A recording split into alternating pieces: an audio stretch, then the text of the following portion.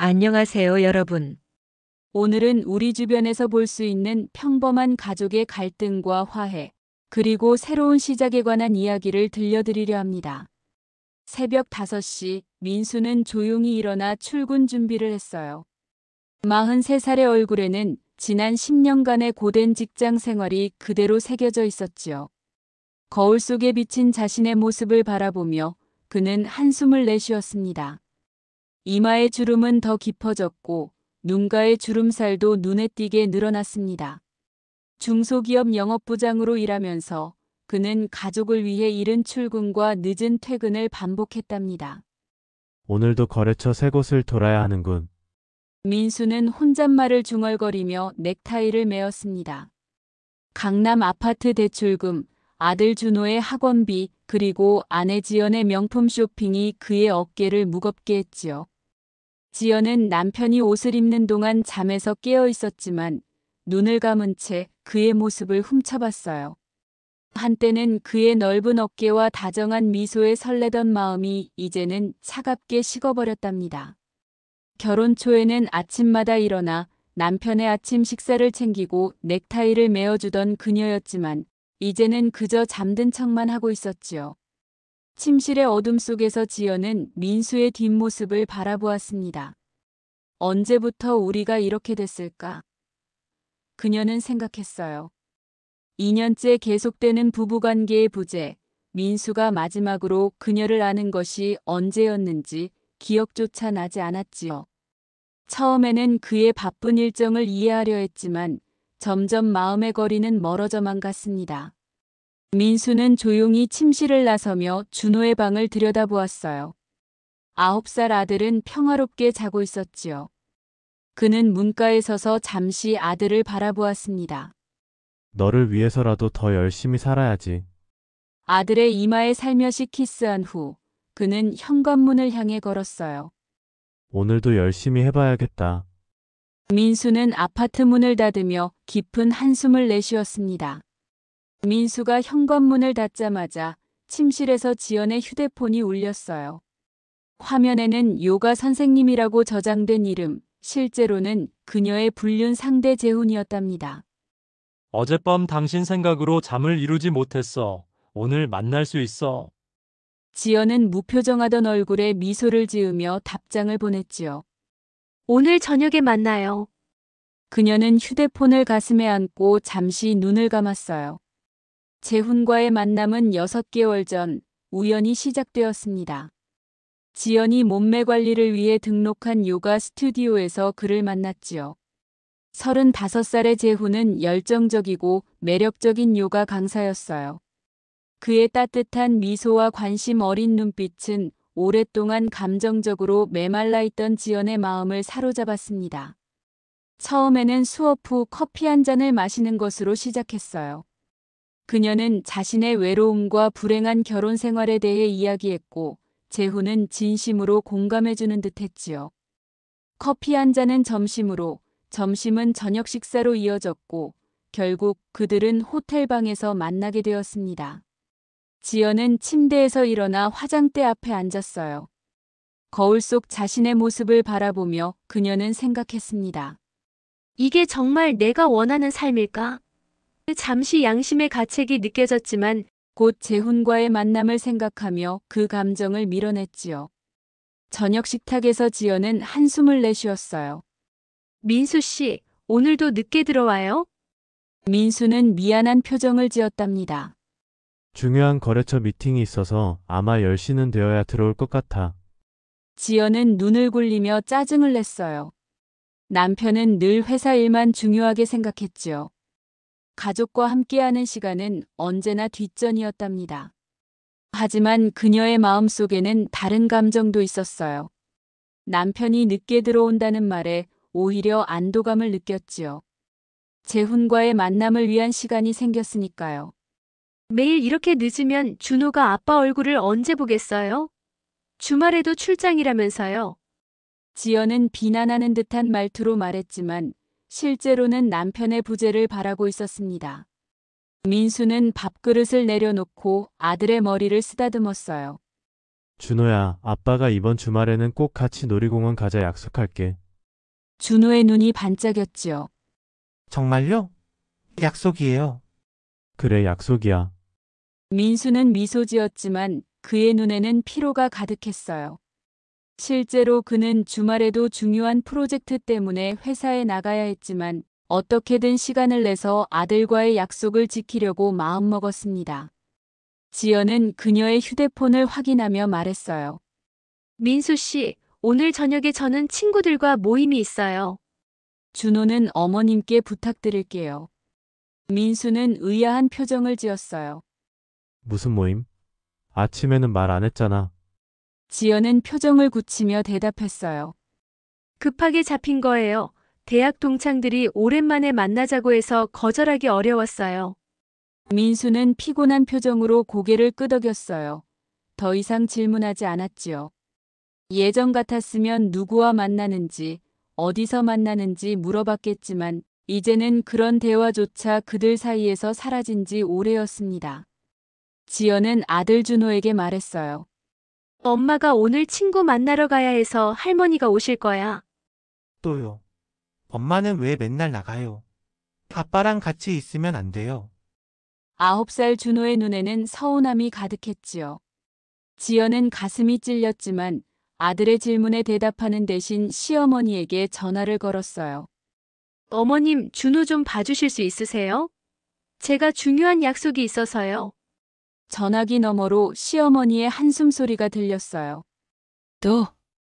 요즘 약속이 많구나. 어머님, 저도 사람이에요. 저에게도 인생이 있어요. 항상 집에만 있으라는 건 너무해요. 지연의 목소리에는 짜증이 묻어났어요. 순자 여사는 다시 한숨을 내쉬었지요.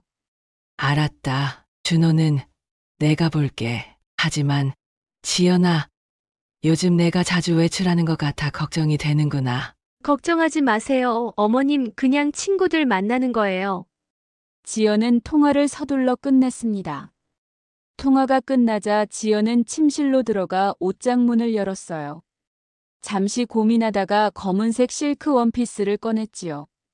그리고 붉은 하이힐과 민수가 결혼기념일에 선물한 진주 목걸이를 함께 준비했습니다. 그녀는 욕실에서 오랜 시간 화장을 하며 자신을 가꾸었어요. 민수에게 보여주기 위해서가 아니라 재혼을 위한 것이었지요. 준비를 마친 지연은 마지막으로 거울 앞에 서서 자신의 모습을 확인했어요. 그녀의 눈빛은 기대감으로 반짝였지만 동시에 어딘가 공허해 보였습니다. 엄마 정말 예쁘다. 지연은 순간 아들을 보며 죄책감을 느꼈지요. 고마워. 우리 아들 엄마가 그렇게 예쁘게 꾸미면 아빠가 봐야 하는데. 준호의 말에 지연은 잠시 말문이 막혔어요. 준호야, 엄마도 가끔은 친구들도 만나고 그래야지. 그녀는 어색하게 웃으며 아들의 머리를 쓰다듬었어요. 순자 여사가 도착하자 지연은 서둘러 집을 나섰습니다. 출발하기 전 그녀는 마지막으로 모바일 뱅킹 앱을 확인했어요. 민수가 모르게 만들어둔 비밀 계좌에는 그녀가 조금씩 모아둔 돈이 있었지요. 만약의 사태를 대비한 그녀만의 보험이었습니다. 순자 여사는 아들 부부와 같은 아파트 단지의 다른 동에 살고 있었어요. 남편을 일찍 여의고 아들 민수가 효도한다며 근처에 집을 마련해 준 것이지요. 그녀는 준호를 데리러 가는 길에 민수에게 전화했답니다. 민수야, 오늘 또 지연이가 나간다더구나. 네? 오늘 지연이 약속 있다고 했나요? 어머나, 너한테 말도 안 했어? 친구 만난다고 하던데. 통화를 마친 순자 여사의 마음은 불편했어요. 뭔가 이상했지요. 아들은 전혀 아내의 약속에 대해 모르는 눈치였답니다. 예전부터 느껴왔던 며느리에 대한 작은 의심들이 조금씩 커지고 있었어요. 순자 여사는 아들 집 현관문을 열고 들어가자 준호가 달려와 안겼어요. 할머니, 와주셔서 고마워요. 저 심심했어요. 순자 여사는 손자를 꼭 안아주었어요. 우리 손주 많이 컸네. 할머니가 맛있는 거 해줄까? 준호는 신이 나서 고개를 끄덕였어요. 네. 할머니 김치찌개 먹고 싶어요. 순자 여사는 부엌으로 가서 앞치마를 두르고 냉장고를 열었어요. 아들 내외의 냉장고는 항상 텅 비어 있었지요. 그녀는 한숨을 쉬며 가져온 장바구니에서 재료들을 꺼냈답니다. 할머니, 엄마는 왜 자주 나가요? 순자 여사는 잠시 손을 멈추고 손자를 바라봤어요. 엄마도 가끔은 친구들 만나고 쉬어야지. 그런데 엄마 친구들이랑 통화하는 거 들어보면 이상해요. 준호의 말에 순자 여사는 귀가 쫑긋해졌어요. 이상하다니. 무슨 말이니? 엄마가 전화할 때 목소리가 달라져요. 그리고 저한테 통화 중이니까 방에 가 있어라고 해요. 순자 여사는 아무렇지 않은 척하려 했지만 마음속으로는 의심이 커져갔어요. 며느리가 최근 들어 변한 것은 사실이었지요. 옷차림도 달라지고 외출도 잦아지고 화장도 더 진하게 하기 시작했어요. 그날 오후 순자 여사는 아들 집에서 준호의 숙제를 도와주고 있었어요. 지연의 휴대폰이 거실 테이블 위에서 계속 울렸지요. 처음에는 무시했지만 메시지가 계속 오는 것이 신경 쓰였답니다. 준호야, 엄마 휴대폰 좀 조용히 해줄래? 공부하는데 방해되겠다. 준호는 휴대폰을 집어들었어요. 할머니 비밀번호를 몰라요. 그냥 소리만 꺼주면 돼. 그때 메시지 알림이 화면에 떴지요. 오늘 저녁에 어떤 색 입을 거야? 지난번 검은색 원피스 입고 와 미칠 것 같았어. 순자 여사는 무심코 그 메시지를 보았어요. 그리고 발신자 이름도 보였지요. 요가 선생님 단순한 친구 메시지치고는 너무 친밀한 어조였답니다. 그녀는 아무렇지 않은 척했지만 마음이 불편했지요. 잠시 후 순자 여사는 욕실에서 혼자 거울을 보며 생각에 잠겼어요. 설마 지연이가 바람을 피우는 건 아니겠지? 믿고 싶지 않았지만 모든 정황이 수상했어요. 아들이 밤낮으로 일하는 동안 며느리가 다른 남자를 만난다면 그 생각만으로도 가슴이 아팠습니다. 직접 확인해 봐야겠다. 순자 여사는 결심했어요. 다음 날 순자 여사는 갑자기 지연에게 물었어요. 요가 배우는 건 재미있니? 지연은 살짝 놀란 표정을 지었답니다. 네. 네, 꽤 좋아요. 스트레스도 풀리고. 선생님은 어때? 좋은 분이야? 지연의 표정이 미묘하게 변했지요. 그냥 평범한 선생님이에요. 왜 갑자기 그런 질문을 하세요? 아니, 그냥 궁금해서 요새 자주 가는 것 같아서. 지연은 순자 여사의 눈빛을 피하며 주방으로 향했어요. 어머님도 한번 가보세요. 건강에 좋을 거예요. 순자 여사는 미소 지었지만 내심 의심은 더 커졌답니다. 며느리의 표정과 말투가 너무 어색했으니까요. 며칠 후 그녀는 우연히 지연의 신용카드 명세서를 보게 되었지요. 명세서는 거실 테이블 위에 놓여 있었는데 민수가 출근 전 잠시 확인하다 두고 간 것이었답니다. 그녀의 눈에 반복해서 나타나는 호텔 이름과 고급 레스토랑 결제 내역이 들어왔어요. 대부분 민수가 야근한다던 날들과 일치했지요. 특히 한 호텔 이름이 한 달에 2번씩 규칙적으로 나타났답니다. 이건 우연이 아니야. 순자 여사는 명세서를 자세히 살펴보았어요. 강남의 유명 호텔, 비싼 와인바, 그리고 고급 레스토랑. 모두 민수가 모르는 지출이었습니다. 그녀는 명세서를 휴대폰으로 촬영해 증거로 남겼어요. 다음 날 순자 여사는 지연이 언급했던 요가 스튜디오를 직접 찾아갔어요. 안녕하세요. 요가 수업에 대해 문의하러 왔습니다. 안내 데스크에 있던 여직원이 미소 지으며 대답했어요. 네, 어떤 프로그램에 관심 있으신가요? 제 며느리가 여기서 수업을 듣는데 좋다고 해서요. 아마 재훈 선생님의 수업을 듣는 것 같은데. 여직원은 컴퓨터를 확인하며 말했어요. 재훈 선생님은 화요일과 목요일 오후에 수업이 있습니다. 체험 수업을 신청하시겠어요? 아, 제 며느리가 언제 수업을 듣는지 알 수 있을까요? 같이 다니고 싶어서요. 여직원은 미소를 지으며 대답했어요. 회원 정보는 확인해 드릴 수 없습니다. 죄송합니다. 순자 여사는 고개를 끄덕이며 스튜디오를 나왔어요. 하지만 그녀는 포기하지 않았지요. 요가 스튜디오 근처 카페에 앉아 지연이 요가 수업이라고 말했던 다음 날을 기다리기로 했답니다. 다음 요가 수업 날, 그녀는 지연이 요가 스튜디오에 들어가는 것을 멀리서 지켜봤어요. 하지만 지연은 스튜디오 건물로 들어가는 척만 하고 주차장 반대편으로 빠져나와 택시를 탔지요. 순자 여사도 재빨리 택시를 잡아 뒤를 밟았답니다. 저 앞 택시를 따라가 주세요. 그리 멀지 않을 거예요. 순자 여사는 기사에게 말했어요. 택시는 강남의 한 고급 호텔 앞에 멈췄어요. 지연은 서둘러 로비로 들어갔지요. 순자 여사는 멀리서 그녀가 로비에서 한 남자와 만나는 모습을 보았답니다. 그는 30 중반으로 보이는 젊은 남자였지요. 두 사람은 친밀하게 팔짱을 끼고 엘리베이터로 향했답니다. 순자 여사는 충격에 떨었어요. 손이 떨려 휴대폰을 제대로 잡을 수 없을 정도였지요.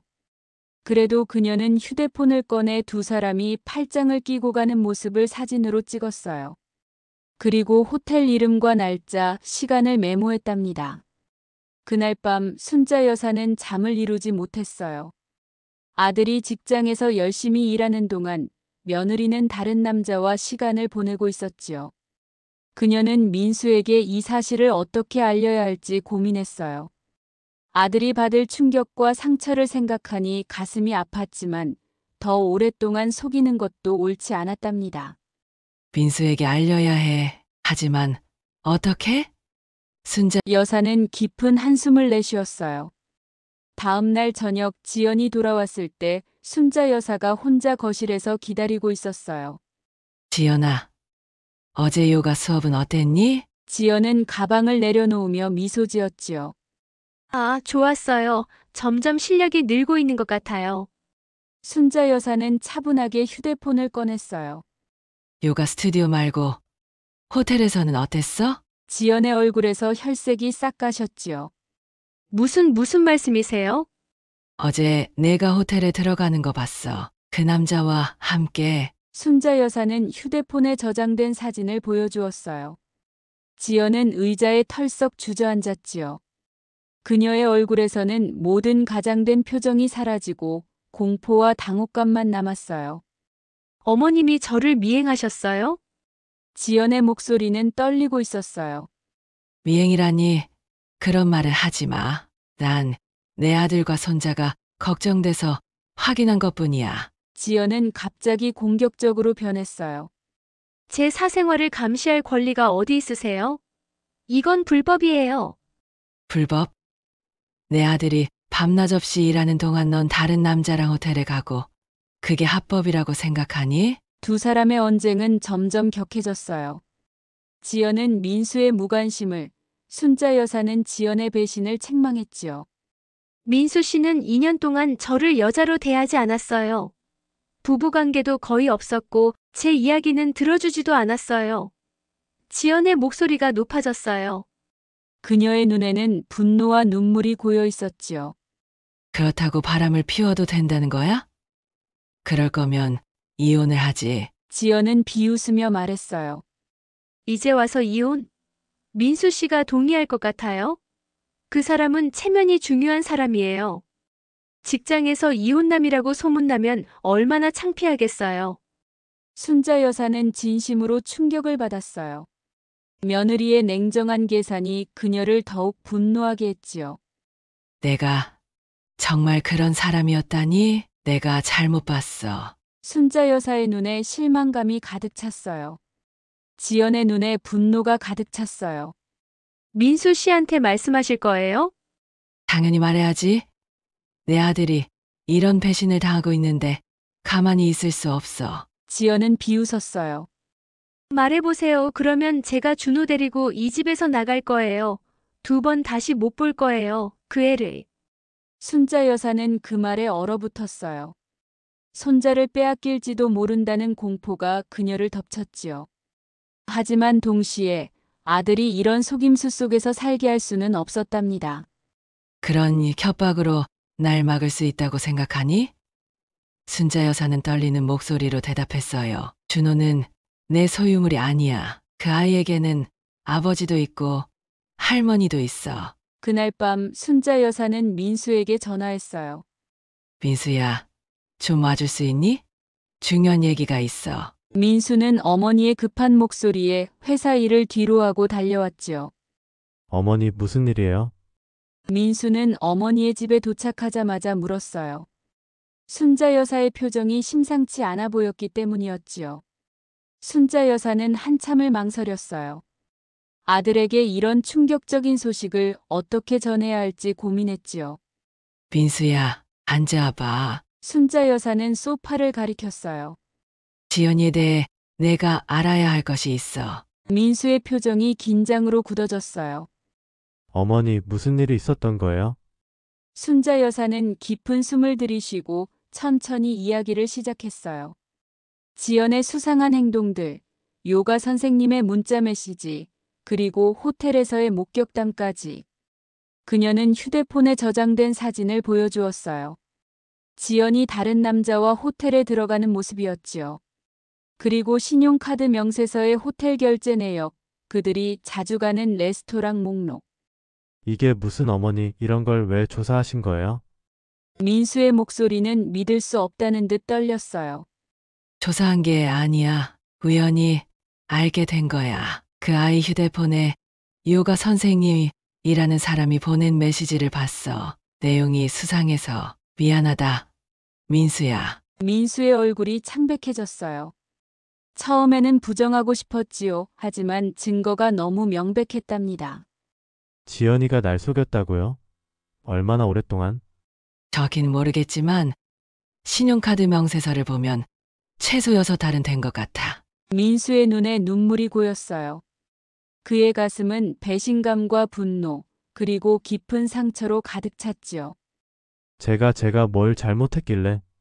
내 잘못이 아니야. 내가 가족을 위해 얼마나 열심히 살았는지 나는 알아. 순자 여사는 아들의 손을 꼭 잡았어요.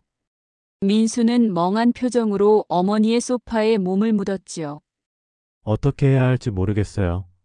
그 애가 나를 협박했어. 내가 내게 말하면 준호를 데리고 집을 나가겠다고. 민수의 눈빛이 변했어요. 슬픔보다 분노가 더 강하게 번졌지요. 그럴 수는 없어요. 준호는 제 아들이에요. 그날 밤 민수는 어머니의 집에서 묵었어요. 머릿속은 혼란스러웠고 가슴은 무너져 내렸지요. 그는 결혼 생활을 되돌아보며 어디서부터 잘못되었는지 생각했어요. 너무 일에 몰두한 것인지, 아내에게 충분한 관심을 주지 못한 것인지. 하지만 어떤 이유가 있더라도 배신은 용납할 수 없었지요. 이튿날 민수는 아내와 마주했어요. 어머니에게서 모든 이야기를 들은 그의 얼굴은 분노와 실망으로 가득했지요. 우리 이야기 좀 하자. 재훈에 대해서. 민수의 목소리는 차가웠어요. 지연은 순간 얼어붙었지만 이내 변명을 시작했어요. 그녀는 자신의 외로움과 민수의 무관심을 탓했지요. 부부관계의 부재, 대화의 단절, 그녀를 여자로 대하지 않는 남편의 태도가 그녀를 다른 남자에게 밀어넣었다고 주장했답니다. 당신은 날 여자로 대하지 않았어요. 항상 회사. 내가 얼마나 외로웠는지 알아요? 민수는 씁쓸하게 웃었어요. 외로웠다면 나에게 말했어야지 왜 다른 남자에게 갔어? 난 우리 가족을 위해 모든 걸 희생했어. 희생? 당신이 무슨 희생을 했다고 그래요? 승진하고 싶어서, 성공하고 싶어서 일한 거잖아요. 민수는 고개를 저었어요. 난 우리 가족이 편하게 살 수 있도록 밤낮으로 일했어. 너의 명품백, 준호의 학원비 그걸 위해서였어. 논쟁은 길어졌고 모든 감정이 터져나왔지요. 오랫동안 쌓아왔던 불만과 오해, 그리고 상처들이 한꺼번에 폭발했어요. 민수는 지연의 변명을 더는 들을 수 없었고 결국 이혼을 결정했지요. 난 더 이상 이렇게 살 수 없어. 이혼하자. 지연은 눈을 크게 떴어요. 이혼? 그래, 이혼하면 돼. 하지만 준호는 내가 데리고 갈 거야. 민수는 단호하게 말했어요. 준호는 내가 키울 거야. 내가 어머니에게 한 협박. 그 증거로 양육권은 꿈도 꾸지 마. 지연은 창백해졌어요. 무슨 협박? 내가 어머니에게 한 말, 내가 알면 준호를 데리고 나가겠다는 협박 말이야. 어머니가 그 말을 녹음했어. 지연은 할 말을 잃었어요. 그녀는 순간적으로 감정에 휩쓸려 한 말이 이렇게 돌아올 줄은 몰랐지요. 민수는 변호사를 만나 이혼 소송을 준비했어요. 사진 증거, 지연의 협박 발언 녹음, 신용카드 내역 등 충분한 증거가 있었지요. 집으로 돌아와 준호를 안아주며 그는 마지막으로 지연에게 기회를 주었지만 이미 신뢰는 회복할 수 없었답니다. 지연아, 만약 내가 정말로 잘못을 인정하고 진심으로 반성한다면 어쩌면 하지만 지연은 여전히 자신의 잘못을 완전히 인정하지 않았어요. 그녀는 여전히 민수의 책임을 강조했고 자신의 행동에 정당한 이유가 있다고 주장했지요. 준호는 부모의 다툼을 보고 울음을 터뜨렸어요. 아빠, 엄마 왜 싸워요? 그 순간 지연의 눈에서 눈물이 흘렀지요. 그녀는 아들의 눈물을 보며 자신이 모든 것을 망쳤다는 것을 깨달았답니다. 하지만 이미 너무 늦었어요. 소송이 진행되는 동안 지연은 쓸쓸한 원룸에서 혼자 지냈어요. 그녀의 눈에는 공허함이 가득했지요. 화려했던 생활은 사라지고 명품백과 보석들도 팔아야 했어요. 민수가 더 이상 생활비를 주지 않았기 때문이었지요. 그녀의 불륜 상대였던 요가 강사 재훈은 이혼 소송이 시작되자마자 태도가 달라졌어요. 처음에는 곧 끝날 거야. 너무 걱정하지 마라며 위로하던 그는 점점 연락 빈도를 줄였답니다. 재훈 씨, 우리 이제 어떻게 해요? 당신 때문에 내가 이혼까지 하게 됐는데. 지연은 카페에서 만난 재훈에게 물었어요. 재훈은 불편한 표정으로 커피를 마시며 대답했어요. 지연 씨, 솔직히 말하자면 나는 처음부터 우리 관계가 이렇게까지 발전할 거라고 생각하지 않았어. 무슨 말이에요? 목소리가 떨렸어요. 나는 그냥 즐거운 시간을 보내는 줄 알았지 이혼까지 하고 내게 오라는 건 너무 부담스러워. 지연의 얼굴이 창백해졌어요. 당신이 나를 사랑한다고 했잖아요. 재훈은 한숨을 쉬었어요. 그건 그냥 그때 분위기에서 한 말이야, 미안해. 최후 통첩처럼 지연이 우리 이제 어떻게 해? 라는 문자를 보내자 재훈은 몇 시간 후에야 답장을 보냈어요. 솔직히 말할게 난 처음부터 진지한 관계를 생각한 적 없어. 내가 원하는 책임질 준비도 안 됐고 솔직히 이런 상황 너무 부담돼. 스튜디오도 소문 돌면 망할 수 있어. 서로 연락 끊는 게 나을 것 같아. 찾아오지 마. 전화번호 바꿀 거니까. 차갑고 실용적인 이별 메시지였지요. 그 뒤로 그는 정말로 연락이 두절됐어요. 나중에 지연이 용기를 내어 요가 스튜디오를 찾아갔을 때 재훈은 이미 그곳을 떠난 뒤였답니다. 재훈 선생님요? 그분은 한 달 전에 퇴직하셨어요. 스튜디오 직원이 말했어요. 다른 지점으로 갔다고 들었는데 정확한 곳은 저희도 몰라요. 그녀가 그토록 믿었던 열정적인 사랑은 상대에게는 그저 일시적인 즐거움에 불과했던 것이지요. 지연은 그 순간 완전히 무너져 내렸어요. 가족도 잃고 사랑도 잃고 모든 것을 잃은 느낌이었지요. 법정에서 그녀는 자신이 얼마나 어리석었는지 깨달았어요.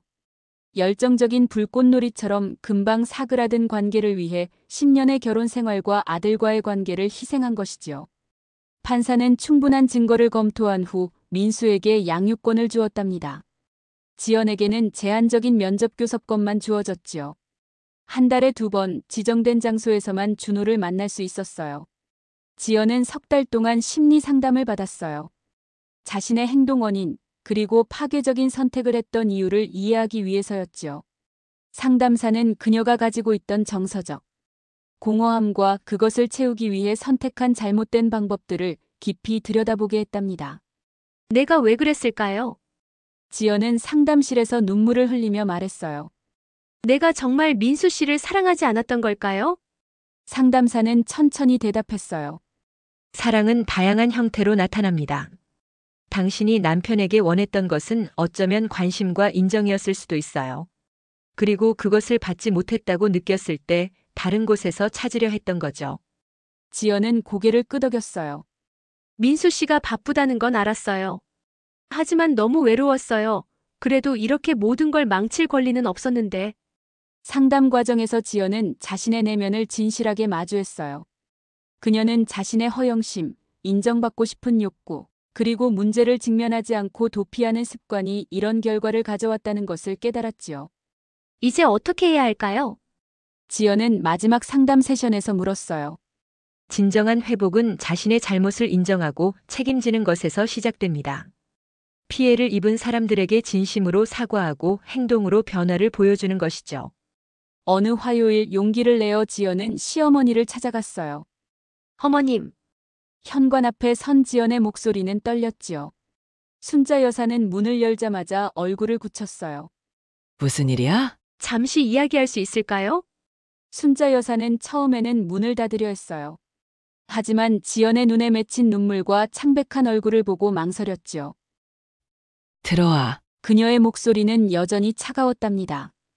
거실에 앉은 두 사람 사이에는 무거운 침묵이 흘렀어요. 지연은 준비해온 말을 여러 번 연습했지만 모든 단어가 너무 가볍게 느껴졌지요. 어머님, 제가 말로는 설명하기 힘든 잘못을 저질렀어요. 사과한다고 해서 그 상처가 치유될 거라고 생각하지 않아요. 순자 여사는 여전히 무표정했지요. 지난 석 달 동안 상담을 받았어요. 제가 왜 그런 선택을 했는지, 제 안에 어떤 문제가 있었는지 이해하려고요. 단순히 민수 씨 탓만은 아니었어요. 제 내면의 공허함, 인정받고 싶은 욕구. 제가 그것을 채우는 방법이 잘못됐던 거죠. 그래서? 목소리는 날카로웠지요. 용서를 바라지 않아요. 그럴 자격이 없다는 걸 알아요. 다만 준호를 위해서라도 최소한의 관계는 유지하고 싶어요. 제가 인생을 다시 세우는 과정을 보여주고 싶어요. 준호에게. 실수를 했을 때 어떻게 책임지고 바로잡아야 하는지. 순자 여사는 한참 동안 지연을 바라보았어요. 그리고 마침내 한숨을 내쉬었지요. 내가 얼마나 민수를 상처 입혔는지 알아? 그 애는 밤마다 술에 취해 들어오거나 아니면 회사에서 밤을 새웠어. 준호는 왜 엄마가 집에 없냐고 매일 물어봤고. 지연의 눈에서 눈물이 흘렀어요. 알아요. 매일 밤 그 생각에 잠들지 못했어요. 민수를 만나고 싶다는 거야? 네, 하지만 민수 씨가 원하지 않는다면 강요하지 않을게요. 순자 여사는 지연의 눈을 오랫동안 들여다보았어요. 그리고 천천히 입을 열었지요. 내가 아들에게 물어볼게 하지만 약속은 못해. 한 달이 더 지났어요. 민수로부터는 아무런 연락이 없었지요. 지연은 매주 토요일 약속된 시간에 준호를 만날 때마다 민수에게 편지를 보냈답니다. 시간이 필요하다는 것을 이해한다는 내용과 스스로 어떻게 변하고 있는지를 담은 편지였지요. 민수 씨, 오늘 준호와 동물원에 다녀왔어요. 아이가 많이 컸어요. 제가 없는 동안에도 잘 자라줘서 고마워요. 요즘 직장을 구했어요. 작은 카페지만 정직하게 일하는 즐거움을 느끼고 있어요. 상담을 계속 받고 있어요. 제 문제가 무엇인지 조금씩 이해하게 되었어요. 이런 편지들이 민수의 마음을 조금씩 움직였는지 마침내 그에게서 문자가 왔어요. 다음 주 토요일 준호 데리러 갈 때 잠깐 이야기할 수 있을까? 커피숍에서. 카페에서 만난 두 사람 사이에는 1년의 시간이 만든 커다란 벽이 느껴졌지요. 민수는 여전히 상처받은 눈빛이었고 지연은 그의 눈을 똑바로 쳐다보지 못했답니다. 준호가 널 많이 그리워해. 민수가 먼저 입을 열었어요. 내가 매주 보내온 편지 읽었어. 지연은 고개를 들었지요. 민수 씨 미안해요. 정말로. 나도 내가 우리 결혼 생활에서 부족했던 점을 돌아봤어. 일에 너무 몰두해서 내 외로움을 몰랐던 거 그건 인정해. 하지만 그래도 바람은. 그의 목소리가 떨렸지요. 이해해요. 어떤 이유도 제 행동을 정당화할 수 없어요. 그냥 제가 얼마나 후회하는지, 그리고 어떻게 변하려고 노력하는지 알아주셨으면 했어요. 민수는 잠시 침묵했다가 물었어요. 그 사람은 지금은 어때? 지연은 쓴웃음을 지었어요. 사라졌어요. 제가 이혼하자마자 연락을 끊었어요. 그가 정말 원했던 건 책임 없는 관계였던 거죠. 제가 정말 어리석었어요. 민수의 얼굴에 복잡한 감정이 스쳤어요. 분노, 연민, 그리고 어쩌면 작은 안도감까지. 두 사람은 한 달에 한 번씩 만나 대화하기로 했어요. 처음에는 오직 준호에 관한 대화뿐이었지요. 점점 서로의 일상과 감정에 관해 말하기 시작했어요. 지연은 자신이 상담에서 깨달은 점들을, 민수는 일과 가정의 균형을 찾기 위한 노력들을 이야기했지요. 요즘은 7시면 회사를 나와요. 준호랑 더 많은 시간을 보내려고요. 민수가 말했어요. 그래요? 그건 정말 좋은 변화네요. 지연은 진심으로 기뻐했어요. 6달이 지났어요. 민수는 처음으로 지연을 가족 저녁 식사에 초대했지요. 순자 여사는 여전히 경계심을 풀지 않았지만 지연을 대하는 태도가 조금씩 부드러워졌답니다. 어머님 도와드릴게요. 지연이 설거지를 자청했지요. 부엌에서 둘이 남았을 때 순자 여사가 말했어요. 아직 널 완전히 믿지는 않아. 하지만 내가 변하려고 노력하는 건 보여. 감사합니다. 어머님 기회를 주셔서. 준호는 부모가 함께 있는 모습에 행복해 보였어요. 그는 지연의 손을 꼭 잡고 놓아주지 않았지요. 엄마, 다시 우리 집에 돌아올 거예요? 지연은 아들의 머리를 쓰다듬었어요. 지금은 조금 어려울 것 같아 하지만 엄마가 항상 너를 사랑하는 건 변함없어. 1년이 지나고 민수는 조심스럽게 제안했어요. 같이 가족 상담 받으면 어떨까? 우리 천천히 관계를 회복해보고 싶어. 지연은 놀랐지요. 정말 그래도 될까요? 쉽지 않을 거야. 여전히 가끔 밤에 깨면 내가 한 일이 생각나고 화가 나. 하지만 준호를 위해서 그리고 우리를 위해서 노력해보고 싶어. 그들은 6달 동안 주 2회 가족 상담을 받았어요. 서로의 아픔과 상처를 솔직하게 나누고 새로운 관계의 기반을 다지는 시간이었지요. 지연은 자신의 불륜을 정당화하지 않았고 민수는 자신의 부재했던 감정적 지지를 인정했답니다. 상담사는 두 사람에게 과제를 주었어요. 민수는 일주일에 3번은 정시에 퇴근하여 가족과 시간을 보내기로 했고 지연은 자신의 감정을 솔직하게 표현하되 파괴적인 방법이 아닌 건강한 의사소통을 연습했지요. 오늘은 어떤 감정을 느꼈는지 서로에게 이야기해 볼까요? 상담사가 제안했어요. 민수는 처음에는 어색해했지만 점점 자신의 감정을 솔직하게 표현하기 시작했어요. 오늘 준호가 학교에서 상을 받았다고 했을 때 정말 기뻤어요. 하지만 동시에 지연이와 함께 그 순간을 공유하지 못해 아쉬웠어요. 지연도 솔직하게 말했어요. 저는 민수 씨가 준호의 일상에 더 참여하는 모습을 보면서 감사함을 느껴요. 예전에는 그런 모습을 보지 못했거든요. 한 걸음씩 그들은 서로에 대한 이해와 존중을 회복해 나갔어요. 지연이 민수의 집으로 다시 들어온 것은 1년 반이 지난 후였어요. 그것도 아직 완전한 부부관계로서가 아니라 함께 준호를 양육하는 부모로서였지요. 그들은 같은 집에 살지만 다른 방을 쓰며 서로에게 다시 익숙해지는 시간을 가졌답니다. 민수 씨 힘들지 않아요? 이렇게. 어느 날 저녁 지연이 물었어요. 힘들지 하지만 우리가 준호에게 보여줄 수 있는 가장 값진 교훈은 어떤 실수와 상처가 있더라도 노력하면 회복할 수 있다는 거라고 생각해. 매일 밤 민수는 준호에게 동화책을 읽어주었어요. 어느 날 지연도 조심스럽게 그 시간에 함께했지요. 세 사람이 한 침대에 나란히 앉아 이야기를 나누는 모습은 마치 예전에 행복했던 시절을 떠올리게 했어요. 2년이 지나서야 민수는 지연에게 정식으로 다시 시작할 것을 제안했어요. 그것도 갑작스러운 청혼이 아니라 함께 상담사와 나눈 깊은 대화 끝에 내린 결정이었지요. 지연아, 우리가 걸어온 길이 쉽지 않았어. 민수가 말했어요. 여전히 완전히 치유된 것은 아니지만 이제는 과거보다 미래를 바라볼 수 있게 됐어. 다시 진짜 부부로 살아보는 게 어떨까? 지연은 눈물을 참으며 고개를 끄덕였지요. 내가 깨달은 건 진짜 사랑은 완벽한 관계가 아니라 서로 넘어질 때 일으켜 세워주는 거라는 거예요. 당신은 내가 최악의 모습을 보였을 때도 결국 내 손을 잡아줬어요. 그들은 형식적인 결혼식 대신 준호와 순자 여사, 그리고 가장 가까운 친구들만 모인 자리에서 새로운 서약을 했어요. 다시는 솔직한 대화를 피하지 않겠다는, 서로의 성장을 위해 노력하겠다는, 그리고 무엇보다 준호에게 건강한 가정의 모습을 보여주겠다는 약속이었지요. 민수야, 지연아, 순자 여사가 두 사람의 손을 함께 잡았어요. 어려운 시간이었지만 너희가 다시 함께하게 되어 기쁘구나. 순자 여사는 처음으로 지연을 껴안았어요. 내가 인정하고 변화하려고 노력한 것, 그게 진정한 용기였어. 이제는 정말로 우리 가족이 되는 거야. 준호는 부모가 다시 함께하는 모습에 너무 기뻐 펄쩍펄쩍 뛰었지요. 이제 우리 가족이 다시 모였네요. 민수는 아들을 안아들었어요. 그래, 우리 모두 많이 성장했지. 특히 엄마가 정말 용기 있게 변화했어. 지연은 순간 민수의 눈빛에서 예전의 따뜻함을 다시 발견했어요. 완전한 용서와 회복까지는 아직 갈 길이 멀었지만 그들은 올바른 방향으로 나아가고 있었지요.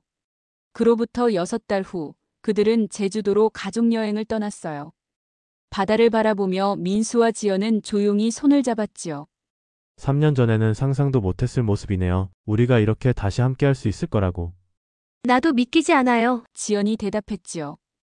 해변을 달리던 준호가 갑자기 돌아와 물었어요. 엄마가 아프면 아빠가 도와주고 아빠가 아프면 엄마가 도와주는 거죠? 두 사람은 놀라서 아들을 바라봤지요. 그래, 그게 가족이지. 민수가 대답했어요. 그럼 가족이 싸워도 다시 사이좋게 지낼 수 있죠? 지연은 아들을 꼭 안아주었어요. 그래, 어떤 어려움이 있어도 사랑하는 마음으로 함께 극복하는 게 진짜 가족이야. 순자 여사는 그들을 바라보며 미소 지었지요. 3년 전의 악몽 같은 날들, 아들의 상처받은 얼굴, 손자의 눈물. 그 모든 것이 지나갔어요. 완전히 잊히지는 않았지만 이제는 그 상처가 그들을 더 강하게 만들어 주었지요. 가장 크고 깊은 배신조차도 진심 어린 반성과 변화, 그리고 서로를 향한 끝없는 노력과 시간이 있다면 극복할 수 있다는 것을 그들은 깨달았어요. 용서는 하루아침에 이루어지는 것이 아니라 매일매일 조금씩 쌓아가는 신뢰와 함께 천천히 자라나는 것이었지요. 엄마, 아빠, 이리 와요. 파도가 정말 멋져요. 준호의 외침에 세 사람은 웃으며 바다로 달려갔어요. 그들의 웃음소리가 제주의 푸른 바다 위로 퍼져나갔지요. 이것이 진정한 행복이었어요. 화려하지 않아도 상처를 완전히 지울 수는 없어도 서로를 진심으로 이해하고 존중하는 마음으로 함께 걸어가는 가족의 행복. 저녁이 되자 민수와 지연은 발코니에 나와 별이 빛나는 하늘을 바라보았어요. 민수는 조용히 지연의 손을 잡았지요. 지연아, 고마워. 왜요? 내가 포기하지 않고 노력해줘서. 내가 용서할 수 있게 도와줘서. 지연은 민수의 어깨에 머리를 기대었어요. 고마워요. 당신이 내게 두 번째 기회를 주어서.